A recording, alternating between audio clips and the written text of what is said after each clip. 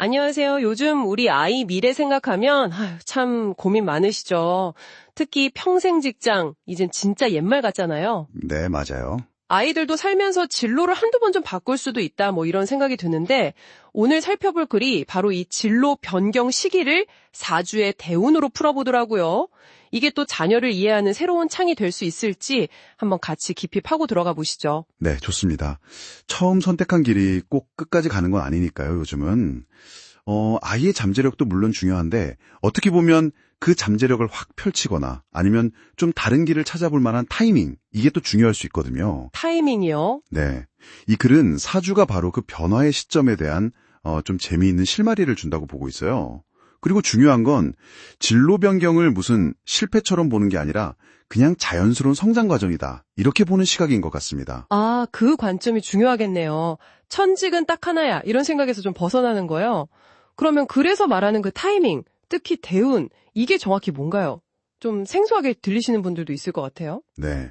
대운이라고 하면 사주 명리학에서는 한 10년 정도 주기로 바뀌는 인생의 어떤 큰 흐름, 환경 변화, 이걸 읽는 핵심 개념이에요. 10년 주기요? 꽤 기네요. 네, 그렇죠.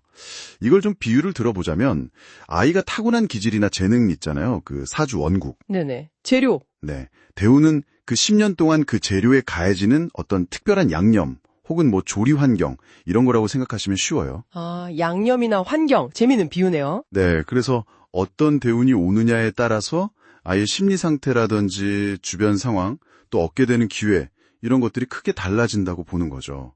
그래서도 특히 직업이나 진로 같은 인생의 큰 변화는 이 대운의 영향을 아주 강하게 받는다.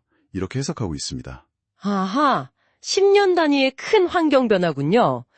그 기본 재료, 원국에다가 대운이라는 양념이 더해져서 뭔가 새로운 결과가 나올 수 있다. 이런 느낌이네요. 그럼 대운이 바뀔 때가 진로 변경 가능성이 커지는 시기라는 건데, 구체적으로 어떤 양념, 어떤 기운이 들어올 때 그 변화 가능성이 더 높아지는 걸까요? 그래서는 몇 가지 예를 들고 있는데요. 예를 들어서 식상이라는 기운이 있어요. 이게 좀 표현력, 실행력, 창의성 이런 것과 관련이 깊거든요. 네. 이런 기운이 강해지는 대운에는 아이가 자기 재능을 막 펼치거나 좀 창의적인 분야로 나아갈 가능성이 커진다 이렇게 보고요. 반대로 관성이라는 기운이 있어요. 이건 좀 책임감, 조직, 규칙 이런 것과 관련되는데 아, 약간 안정적인 느낌인가요? 그렇죠. 이런 기운이 들어오면 뭐랄까 좀 더 안정적인 조직 생활을 원하거나 아니면 리더십을 발휘하는 쪽으로 관심이 갈 수 있다. 이렇게 해석하는 거죠. 그러면 뭐 돈이나 공부 쪽도 있겠죠? 재물이나 학문 같은 거요. 네? 당연히 있죠. 재성이라고 해서 이게 결과나 현실 감각, 재물과 관련된 기운인데 이 시기에는 뭐 사업을 해보고 싶다거나 좀 더 실리적인 목표를 추구하는 쪽으로 마음이 움직일 수 있고요. 네. 또 인성은 학문, 자격증, 뭐 수용성 이런 지적인 활동과 관련이 깊어요. 그래서 이 대운에는 다시 공부를 좀 깊이 하고 싶다거나 전문성을 키우는 방향으로 진로를 고민할 수 있다는 거죠. 핵심은 대운이라는 환경 변화가 아이 안에 잠재된 어떤 면을 탁 하고 건드려서 활성화시키는지 그걸 보는 겁니다. 이야, 흥미로운데요? 단순히 시기만 보는 게 아니라 변화의 어떤 방향성까지도 가늠해 볼 수 있다는 거네요.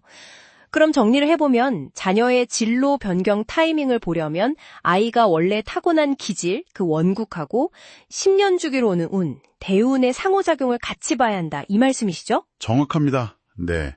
그래서도 딱 그 점을 강조하고 있어요. 아이의 기본 재료, 즉 원국이 뭔지 파악하고 그 다음에 다가올 10년의 환경인 대운이 그 재료랑 어떻게 반응할지 이걸 같이 분석해야 한다는 거죠. 아하. 이 둘의 어떤 조화, 상호작용을 통해서 지금 이 변화를 시도해볼 만한 때인가 혹은 어떤 방향이 좀 더 유리할까 이런 힌트를 얻는 방식이에요.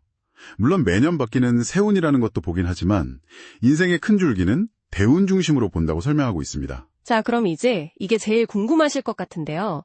이런 사주적인 관점이 자녀의 학습이라든지 적성 진로 문제로 고민하는 우리 부모님들께 실질적으로 어떤 도움이 될 수 있을까요? 이걸 너무 믿어서 혹시 아이한테 부담을 주게 될 수도 있지 않을까 이런 걱정도 좀 들고요. 그거 정말 중요한 질문이세요. 맞아요. 이 글에서 제시하는 관점은 무슨 절대적인 답이다라기보다는요. 자녀를 좀 더 넓은 시야로 이해하고 지지하는 데 참고할 수 있는 하나의 도구다. 이렇게 보는 게 중요해요. 하나의 도구? 네. 첫째로 만약에 아이가 뭔가 변화를 고민하고 있는데 마침 사주상으로도 변화에 유리한 대운이 들어오는 시기다? 그러면 부모님이 아이의 새로운 도전을 조금 더 힘실어서 격려해 줄 수 있겠죠. 지금 좋은 시기인 것 같아. 이렇게요. 네, 용기를 줄 수 있겠네요. 그렇죠. 둘째로, 근데 이게 제일 중요해요. 사주 해석과는 별개로 우리 아이가 진짜로 뭘 좋아하고 어디에 열정을 보이고 뭘 하고 싶어 하는지 그 마음의 소리에 귀 기울이는 거. 이게 가장 중요합니다. 그렇죠. 아이 마음이 제일 중요하죠. 네. 그래서 요즘에 아이사주 연구소 같은 곳들처럼 단순히 사주만 보는 게 아니라 거기에 교육심리나 성격 유형 분석 같은 걸 결합해서 아이를 좀 더 입체적으로 이해하려는 시도들도 있더라고요. 사주는 가능성을 보여주는 거지 결국 선택은 아이 몫이니까요. 네, 그렇군요. 사주라는 렌즈, 특히 대운이라는 개념을 통해서 자녀의 변화 가능성과 그 시기를 읽어보는 하나의 관점을 오늘 탐구해봤습니다. 변화를 꼭 부정적으로 볼 게 아니라 성장의 자연스러운 과정으로 보고 또 아이의 타이밍을 존중하면서 용기를 주는데 참고자료 정도로 활용하면 좋겠네요. 네, 맞습니다. 마지막으로 이런 질문을 한번 던져볼 수도 있을 것 같아요. 특정 진로나 직업 선택, 이걸 넘어서서요. 인생에는 이런 변화의 주기가 있다는 것 자체를 이해하는 것이 우리 아이가 앞으로 살아갈 예측 불가능한 미래에 좀 더 유연하게 적응하고 또 어려움이 닥쳤을 때 그걸 이겨내는 힘, 회복 탄력성이라고 하죠. 네, 회복 탄력성. 그런 걸 키우는 데는 과연 어떻게 기여할 수 있을까? 어쩌면 이게 자녀의 긴 인생 여정 전체를 지지하는 좀 더 근본적인 방법이 아닐까? 그런 생각도 해봅니다. 네, 정말 생각해볼 만한 지점이네요. 오늘 깊이 있는 탐구 함께 해주셔서 감사합니다.